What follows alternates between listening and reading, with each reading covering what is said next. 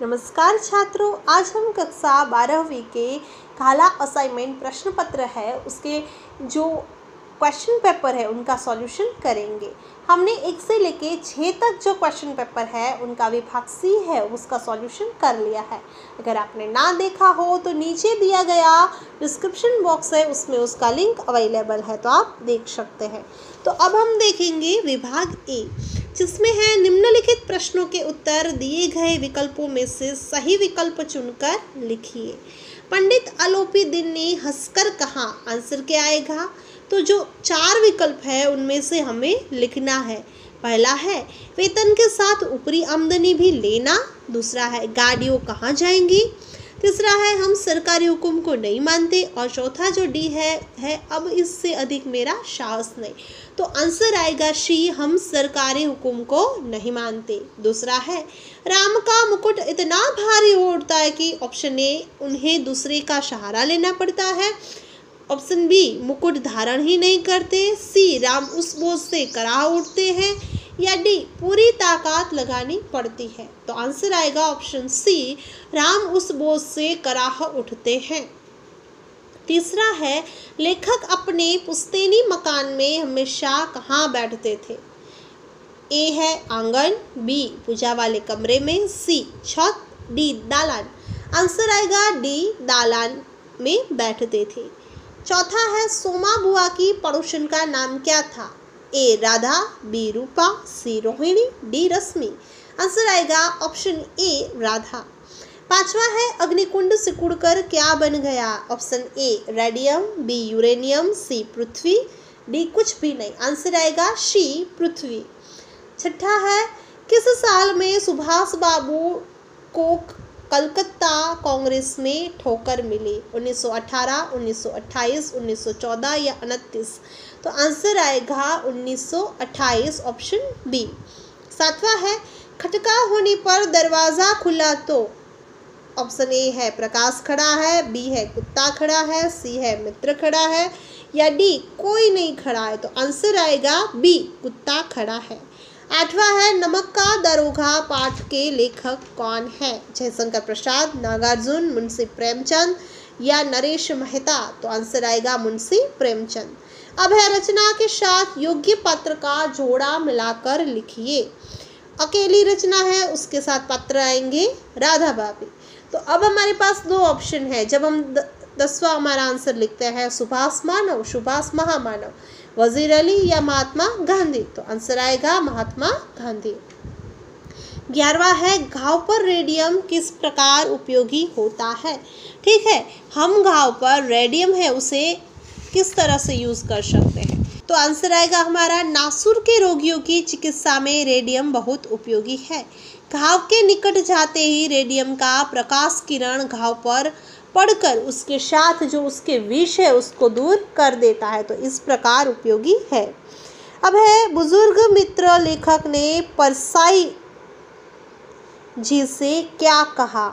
ऐसा क्या कहा उन्होंने परसाई जी से? तो बुजुर्ग जो हैं मित्र ने लेखक से ये कहा कि उन्हें याद है उनका जन्मदिन, वे उसे बड़े ठाट से बनाएंगे इसलिए वे कहीं बाहर ना जाए। 13वां है लेखक ने अपना कैसा घर बेचने का विचार किया? तो आंसर है लेखक ने अपना पुश्तैनी घर है उसे बेचने का विचार किया। उसके बाद है सुभाष बाबू किसकी कल्पना में खोए हुए थे? तो सुभाष बाबू भारतीयों की कल्पना में खोए हुए थे। 15। अब हम देखेंगे निम्नलिखित प्रश्नों में से किन्हीं 3 के उत्तर 2-3 वाक्य में लिखिए। वंशीधर की हार क्यों हुई? तो अदालत में अधिकारी वर्ग से लेकर छोटे से छोटा कर्मचारी पंडित आलोपी दिन के भक्त थे। सबको ताज्जुब हो रहा था कि वे कानून के पंजे में आए कैसे। अदालत में तुरंत वकीलों की सेना तैयार हो गई। वंशीधर के गवाह जो थे वो लोभ से डावाडोल थे। सभी कर्मचारी आलोपी दिन का पक्षपात कर रहे थे। डिप्टी मजिस्ट्रेट ने अपनी तजवीज़ में पंडित आलोपी दिन के विरुद्ध दिए गए प्रमाण को निर्मूल और भ्रामक करार दे दिया, इसलिए वंशीधर की हार हो गई। उसके बाद है पारस पत्थर का कार्य क्या है? तो पारस पत्थर का नाम प्रसिद्ध है। पारस पत्थर अपने स्पर्श से लोहे को सोने में और जस्ते को चांदी में परिवर्तित कर देता है। 17वां है लेखक अपना जन्मदिन है क्यों छिपाता है?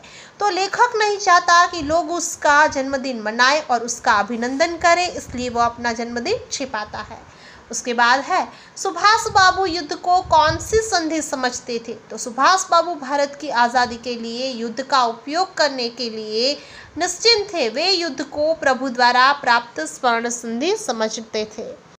अब उसके बाद है निम्नलिखित प्रश्नों में से किसी एक का उत्तर 7-8 वाक्यों में लिखिए। अब 7 या 8 वाक्य में हमें जो क्वेश्चन दिया गया है उसका आंसर लिखना है।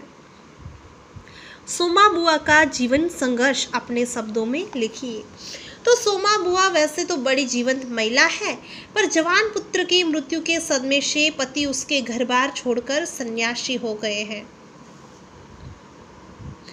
अब क्या होता है तो उनके पति को बेटे की मृत्यु का ऐसा सदमा पहुंचा कि वो सन्यासी बनकर हरिद्वार जाके रहने लगे। पिछले 20 वर्ष से सोमा बुआ व इसके कारण एकाकी जीवन बिता रही है। एक कोठरी में मामूली किराए में बस 2 समय की रोटी उसकी जाती है।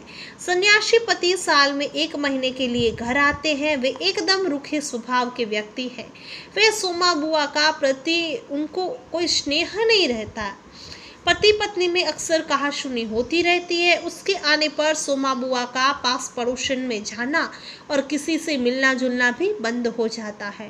बुआ पति से 2 मीठे बोल को तरस जाती है। सन्यासी को बिना बुलाए सोमा बुआ का किसी के साथ घर पर जाना या पड़ोस में किसी कार्यक्रम में शामिल होना वो उनको पसंद नहीं है। तो इस प्रकार बुआ पारिवारिक समस्या, उनके जीवन का अकेलापन और उनके पति का रूखा व्यवहार है उसे झेल रही है। तो इस प्रकार हम कह सकते हैं कि उनका जीवन है वो संघर्ष में बीत रहा है।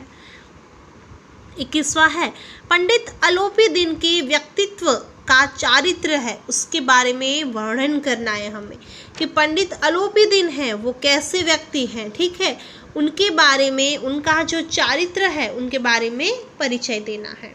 तो पंडित अलोपी दीन अपने इलाके के सबसे प्रतिष्ठित जमींदार थे। उनका लंबा चौड़ा व्यापार था।